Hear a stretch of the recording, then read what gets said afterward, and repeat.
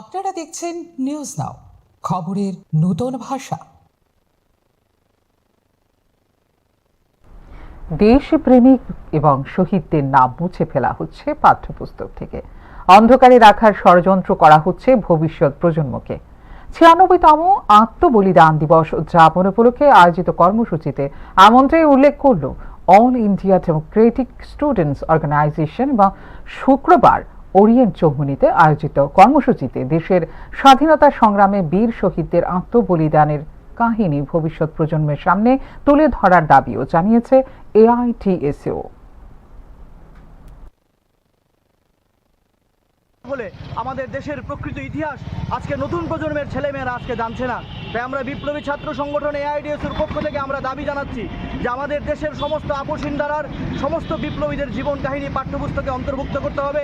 ক্ষুদিরাম ভগৎ সিং নেতাজির জীবন কাহিনী আজকে ছাত্র যুব সমাজের মধ্যে আনতে হবে এবং দেশের মধ্যে আজকে যে চূড়ান্ত যুব সমাজকে নষ্ট করার জন্য, ছাত্র সমাজকে নষ্ট করার জন্য যে মদ, ড্রাগ, নেশায় আজকে ছাত্র সমাজকে ভাসিয়ে দেওয়া হচ্ছে, তার থেকে যদি সত্যিকারের আওয়াজ তুলতে হয়, যদি মেরুদণ্ড সোজা করে মানুষের মতো মানুষ হয়ে সামনে অন্যায়ের প্রতিবাদ করতে হয়, তাহলে এই ক্ষুদিরাম ভগৎ সিং, চন্দ্রশেখর আজাদের জীবন কাহিনী নিয়েই আজকে ছাত্র যুব সমাজে এগিয়ে যেতে হবে।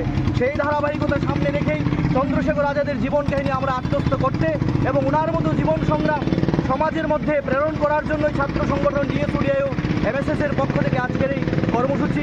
আমরা এই কর্মসূচির মাধ্যমে আমরা চন্দ্রশেখর আজাদের বেজ আমরা সমস্ত জনসাধারণের মধ্যে পড়িয়ে দেব। আমরা চাই আজকের দিনে